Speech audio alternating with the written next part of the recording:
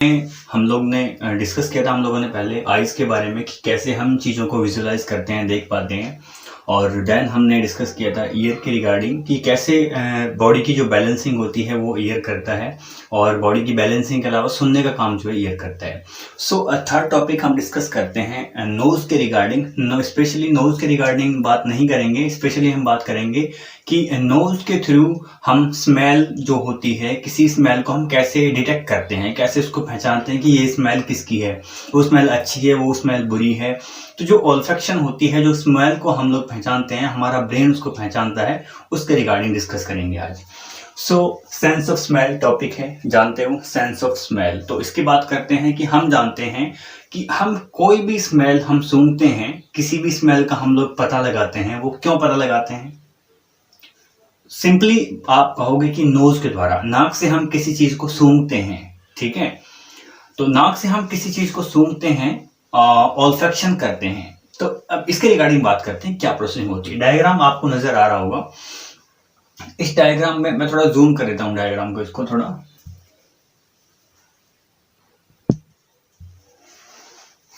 देखिए, डायग्राम नजर आ रहा है आपको। इस डायग्राम में ये नेजल कैविटी है, ये जो नाक की होती है, ये नॉस्ट्रल्स होते हैं, और ये अंदर की तरफ जाकर के जो नाक का जो छेद है अंदर तरफ जाकर के वो नेजल कैविटी बनाते हैं अंदर की ओर। तो ये नेजल कैविटी बनी हुई है। इस नेजल कैविटी की बात करें तो ये जो बोन होती है, ये ब्लू कलर से मैंने ड्रॉ की हुई है। ये वाली जो बोन, ये ब्लू कलर वाली जो ऊपर मैंने ड्रॉ की हुई है, ये इथमोइड बोन की एक सीव लाइक प्लेट होती है। सीव मतलब छलनी के समान, उसमें छेद होते हैं बहुत सारे, ठीक है। इसके ऊपर जो है एक बल्ब लाइक स्ट्रक्चर रखी हुई होती है, इसको बोलते हैं ऑल्फैक्टरी बल्ब। इसको क्या बोलते हैं? Olfactory bulb. पहले आप स्ट्रक्चर जानिए, उसके बाद में पढ़ते हैं। ऑल्फैक्टरी बल्ब, ऑल्फैक्टरी बल्ब का जो कनेक्शन है, रेड कलर का जो पोर्शन है, इस बल्ब का कनेक्शन जो है एक ऐसे पार्ट से है, ब्रेन के पार्ट से है। ब्रेन के इस सिस्टम को या इस पार्ट को हम लोग बोलते हैं limbic system of the brain. क्या बोलते हैं? Limbic system of the brain. तो ये ऑल्फैक्टरी बल्ब है, इसका कनेक्शन किससे है? Limbic system. ब्रेन के कौन से सिस्टम से? ब्रेन के लिम्बिक सिस्टम से इसका कनेक्शन है।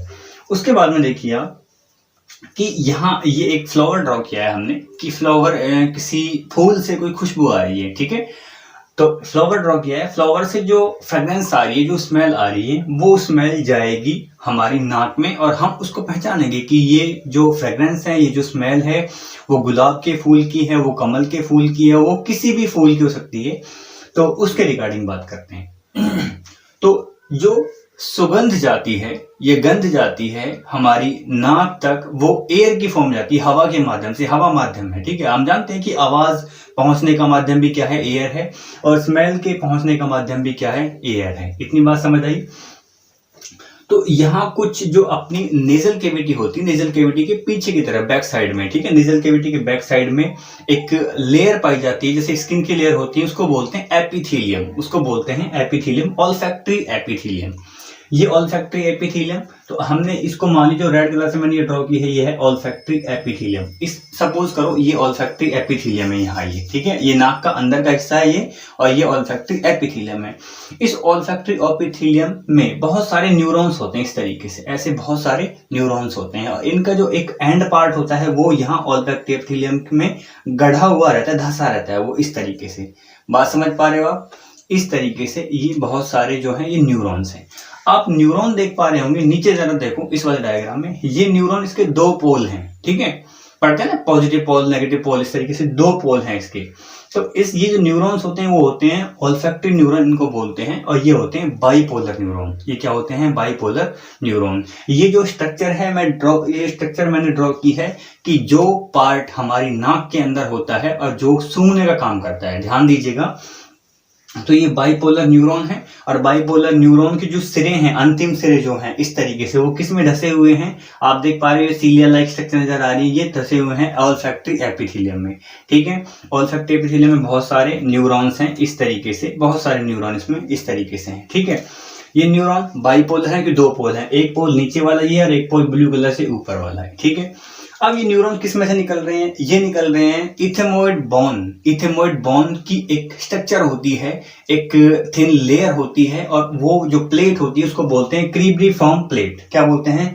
क्रीब्रिफॉर्म प्लेट। ये एक सीव लाइक होती है, परफोरेटेड होती है। सीव लाइक मतलब जैसे छलनी में छेद होते हैं ना, छलनी में छेद होते हैं तो उसमें हम बहुत सी छोटी छोटी चीजें कुछ उससे आर पार कर सकते हैं हम, ठीक है। तो इसी तरीके से इसमें से जो न्यूरॉन का जो दूसरा पोल होता है, इसका ऑपोजिट पोल होता है, वो न्यूरॉन इस तरीके से निकलते हैं इसमें से, ठीक है। इस तरीके से निकले हुए होते हैं, सीव लाइक है, छलनी के समान है, इस तरीके से निकले रहते हैं। और ऊपर क्या है, इस क्रीब्रिफॉर्म के प्लेट के ऊपर क्या है, ये है ऑल्फैक्टरी बल्ब, ठीक है। समझ आई बात? नीचे क्या है, दो बाइपोलर एपिथेलियम है, बाइपोलर एपिथेलियम में नीचे की तरफ क्या है, ऑल्फैक्टरी एपिथेलियम, ऊपर क्या है, क्रीब्रिफॉर्म प्लेट्स। तो बीच में न्यूरॉन है, ये ऑल्फैक्टरी न्यूरॉन, और इसका एक एंड ऊपर की तरफ जा रहा है इस छलनी में से पार होकर के, क्रीब्रिफॉर्म प्लेट में से पार होकर के। नीचे क्या है, वो ऑल्फैक्टरी एपिथेलियम में धंसा हुआ है, वो सेंस करती है जो चीज को। तो ये आपको नजर आई, इसको हम मान ले ब्लू कलर से मैंने ड्रॉ की हुई है, ये हमने मान ली क्रीब्रिफॉर्म प्लेट, ठीक है। और नीचे जो ये मैंने ये रेड कलर से ड्रॉ की है, इसको आप मानेंगे ऑल्फैक्टरी एपिथेलियम, और जो बीच में ये बाइपोलर न्यूरॉन्स है, ये ऑल्फैक्टरी रिसेप्टर्स या फिर बाइपोलर न्यूरॉन्स हैं। ऊपर रखा हुआ है ये क्या है, ऑल्फैक्टरी बल्ब, और ये ऑल्फैक्टरी बल्ब इस तरीके से जा रहा है, ये ऑल्फैक्टरी ट्रैक्ट।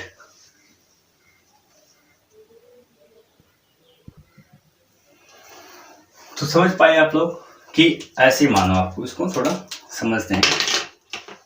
ये नीचे की ओर एपिथेलियम है, ऑल्फैक्टरी एपिथेलियम। ऊपर की तरफ एक छलनी के समान, देखो छलनी के समान एक स्ट्रक्चर है, उसको बोलते हैं क्रीब्रिफॉर्म प्लेट। इसके बीच में दो न्यूरॉन है, इसके बीच में बाइपोलर न्यूरॉन्स हैं, बहुत सारे न्यूरॉन इस तरीके से, ठीक है। तो न्यूरॉन का एक पोल, नीचे वाला पोल किस में धंसा हुआ है, किससे लगा हुआ है? आप कहोगे कि ये लगा हुआ है ऑल्फैक्टरी एपिथेलियम से। और ऊपर वाला सिरा जो वो कौन सी प्लेट है, वो है क्रीब्रिफॉर्म प्लेट, और उसमें से न्यूरॉन इस तरीके से निकले हुए रहते हैं। अब निकल के वो कहाँ जाते हैं ऊपर, आप देख पा रहे हो, ये जा रहे हैं ऑल्फैक्टरी बल्ब में, ये स्ट्रक्चर बनी हुई ऑल्फैक्टरी बल्ब में। तो ये पहले आप एनाटॉमी समझिए। और ये ऑल्फैक्टरी एपिथेलियम जो इसमें जा रहे हैं, ये ऑल्फैक्टरी बल्ब में जा रहे हैं, और ये वापस से फिर आगे जाकर के ट्रैक बनाते हैं, एक रास्ता बनाते हैं, उसको बोलते हैं ऑल्फैक्टरी ट्रैक।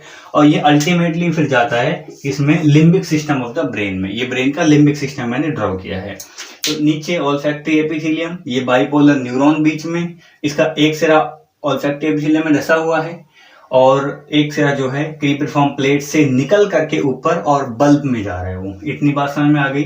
अब देखिए सबसे पहले क्या होता है, ऑर्डरेंट समझते हैं। ऑर्डरेंट क्या होता है? ऑर्डरेंट मतलब ऑर्डर यानी कि हम कहेंगे कि स्मेल वाले मॉलिक्यूल, एयरबॉर्न मॉलिक्यूल, ठीक है। किसी भी चीज में से सपोज करो कोई भी खाने पीने की या कोई भी चीज रखी हुई है, उसमें से भाप निकलती है और उसमें से वो गैस निकलती है जो उसकी स्मेल वाली गैस होती है।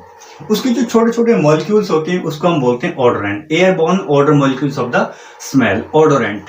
ये जो ऑडोरेंट्स होते हैं ये एयर के माध्यम से, हवा के माध्यम से हमारी नाक तक जाते हैं, और हमारी नाक की नेजल कैविटी, ये नॉस्ट्रिल्स, दो नॉस्ट्रिल्स, इनमें से क्रॉस करके ये जाते हैं और नेजल कैविटी के बैक साइड में पीछे की तरफ जाकर ये टकराते हैं। वहां कौन सी एपिथेलियम होगी? ये। तो सपोज करो ये बहुत सारे ये ऑडोरेंट थे, ये क्या है? ऑडोरेंट।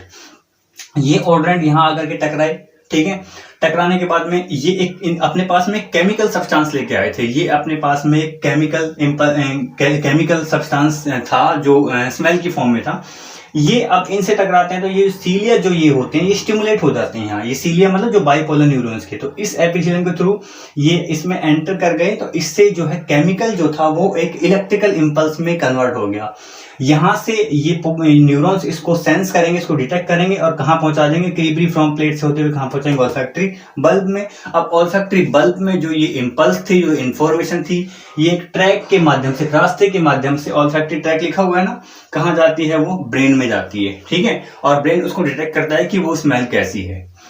तो ऑडोरेंट थे, odorant airborne odour molecules of the smell. ये ऑडोरेंट ये कहाँ आए? नोज से होते हुए नॉस्ट्रिल्स, नोज जो नॉस्ट्रिल्स जो है नोज का पार्ट है ना, जो नाक वाले क्षेत्र, नासा छिद्र जिनको बोलते हैं, नॉस्ट्रिल्स से होते हुए ये back of the nasal cavity गए। Back of the nasal cavity के बैक साइड में वहां पे क्या थी? Olfactory epithelium. ऑल्फैक्टरी एपिथेलियम यहाँ थी। अब ऑल्फैक्टरी एपिथेलियम से क्या होता है? जो केमिकल इंपल्स था किसमें?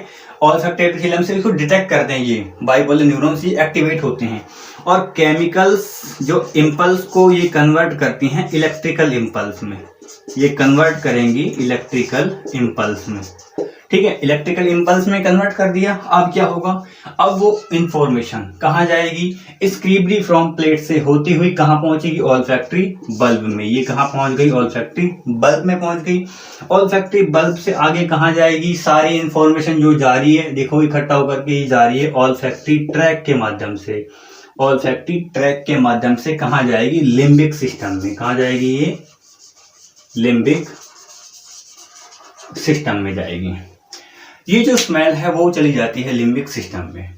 तो इस तरीके से हम किसी भी टेस्ट को, किसी स्मेल को हम लोग पहचान पाते हैं कि वो स्मेल कैसे हम लोगों ने पहचानी। ठीक है, समझ आया। सबसे पहले ऑड्रेंट यानी कि जो स्मेल वाले मॉलिक्यूल्स एयर के माध्यम से हमारी नाक के अंदर एंटर करते हैं, नेजल कैविटी में एंटर करते हैं बैक साइड में, और वहां पे कौन सी एपिथेलियम होती है, ऑल्फैक्टरी एपिथेलियम।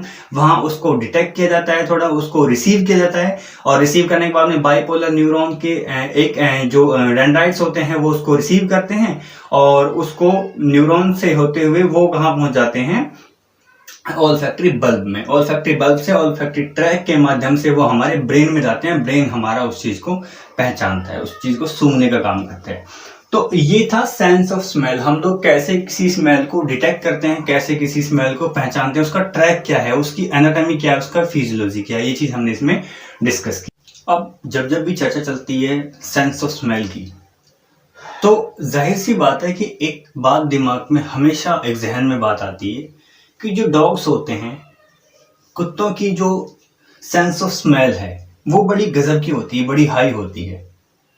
ठीक है, आप लोगों के दिमाग में भी आती होगी, हमारे दिमाग में भी ये बात आती है। अक्सर हम लोग ये सोचते हैं कि आखिर ऐसा क्यों होता है कि जो इन्वेस्टिगेशन टीम होती हैं, जो जांच की टीम्स होती हैं पुलिस में, आर्मी में, या कोई जो सीआईडी वगैरह होती हैं, उनमें कुत्तों को रखा जाता है। ठीक है, डॉग्स को रखा जाता है अपनी इन्वेस्टिगेशन के पर्पज से। क्यों? क्योंकि वो कुछ हम देखते हैं, अक्सर आपने मूवीज में देखा होगा, आपने कुछ सीरियल्स वगैरह में देखा होगा कि कुत्तों के साथ पुलिस या फिर आर्मी की जो टीम्स होती हैं वो इन्वेस्टिगेशन करती हैं। ठीक है, और जो घटना स्थल होता है जहाँ पर कोई वारदात हुई है, कोई मर्डर केस हुआ या कोई और केस हुआ है, तो वहाँ क्या होता है, वहाँ कुत्तों को ले जा करके वो स्मेल से कोई किसी चीज़ की टेस्टिंग की जाती है। इसका मतलब जो चीज हम नहीं कर पा रहे वो चीज कुत्ते कर देते हैं, वो चीज डॉग्स कर देते हैं। बड़ा ही वफादार जानवर होता है। और तो आखिर ऐसा होता क्यों है? ठीक है, तो ये जहन में आपके बात आई होगी कि ऐसा क्यों होता है कि कुत्तों को ही, बिल्ली को क्यों नहीं ले जाया गया, बंदर को क्यों नहीं ले जाया गया, हम लोग खुद इस चीज के काबिल क्यों नहीं है। तो इसकी चर्चा भी काफी जरूरी है। काफी मुद्दे वाली बात ये होती है कि सेंस ऑफ स्मेल की हम बात करें तो कुत्तों की जो सेंस ऑफ स्मेल होती है that is very much higher than us, हमसे काफी ज्यादा होती है। ठीक है, वो काफी, उनकी जो घ्राण शक्ति है, उनकी जो सूंघने की क्षमता होती है वो काफी ज्यादा होती है एज कंपेयर टू अस। हमारी तुलना में उनकी शक्ति ज्यादा होती है। किसकी शक्ति? सूंघने वाली शक्ति। ऐसा क्यों होता है उसकी चर्चा करते हैं साइंटिफिक वे में। हमने बात की एक लेयर होती है, कहाँ पे? अपनी नेजल कैविटी में। उसका नाम होता है सेंसरी एपिथेलियम सेल्स। क्यों नाम होता है उसका? क्योंकि वहां पर रिसेप्टर्स पाए जाते हैं। नाम क्या होता है? ऑल्फैक्टरी रिसेप्टर्स पाए जाते हैं। जानते हो इन सब चीजों को? तो जो ऑल्फैक्टरी रिसेप्टर्स पाए जाते हैं, ऑल्फैक्टरी रिसेप्टर्स स्मेल को डिटेक्ट करते हैं, पहचानते हैं। क्लियर है बात? तो वही ऑल्फैक्टरी रिसेप्टर्स कुत्तों में भी पाए जाते हैं, डॉग्स में भी पाए जाते हैं। तो एक कंपैरेटिव स्टडी हम करते हैं। देखो, मैंने लिखा है, क्वेश्चन मैंने डाला है, यहां पे लिखा है मैंने, why dogs have high sense of smell than us. कि जो डॉग्स की जो सूंघने की शक्ति होती है, सेंस ऑफ स्मेल होती है, जो उनकी संवेदना होती है, सूंघने की संवेदना, घ्राण संवेदना, वो हमसे काफी ज्यादा होती है। क्यों होती है इसकी चर्चा करते हैं। देखिए, हम स्मेल को डिटेक्ट कर पा रहे हैं, हम स्मेल को सूंघ पा रहे हैं, उसकी पहचान कर पा रहे हैं, किसकी वजह से?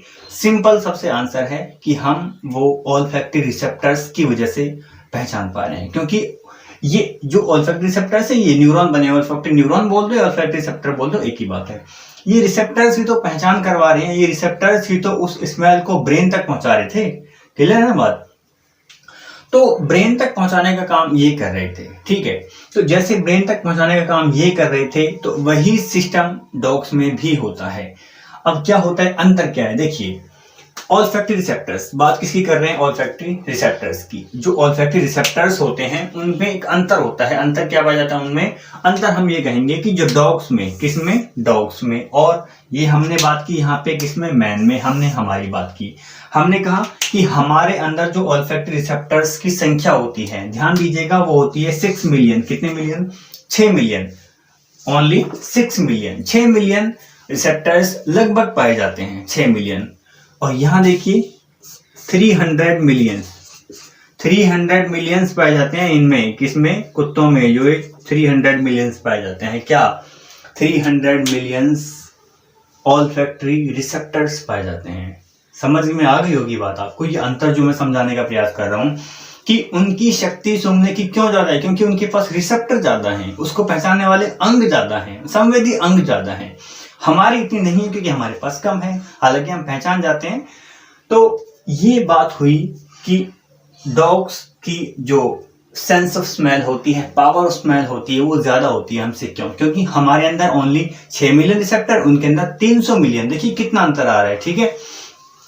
50 गुना अंतर आ रहा है, ठीक है? 6 मिलियन की आप 50 से गुना करोगे तो 300 मिलियन आएगा, करेक्ट है ना बात? तो इनकी 50 गुना क्षमता हम कह सकते हैं, ठीक है? दूसरी बात, जो ब्रेन का पार्ट होता है, जो ब्रेन का पार्ट, वो पार्ट जो कि सेंस ऑफ स्मेल को डिटेक्ट कर रहा है, एनालाइज कर रहा है, पहचान रहा है। भाई हमारे दिमाग में, हमारे ब्रेन में अलग अलग अंग पाए जाते हैं, आप जानते हो। और वो अलग अलग अंग क्या काम करते हैं? अलग अलग कार्य करते हैं। कोई सूंघने का काम करता है, कोई मेमोरी में किसी चीज को बिठाने का काम करता है, कोई किसी चीज के टेस्ट को पहचानता है, कोई किसी चीज की जो टच की उसको सेंस को पहचानता है। अलग अलग काम होते हैं।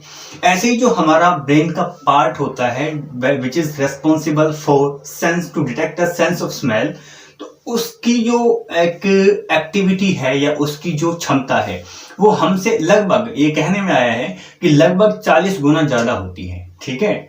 अगर हमारे दिमाग की पावर जो है वो 1 है, तो हमारे जो डॉग्स की दिमाग की पावर होगी स्मेल को डिटेक्ट करने की, वो होगी लगभग 40 गुना हो गया लगभग, ठीक है?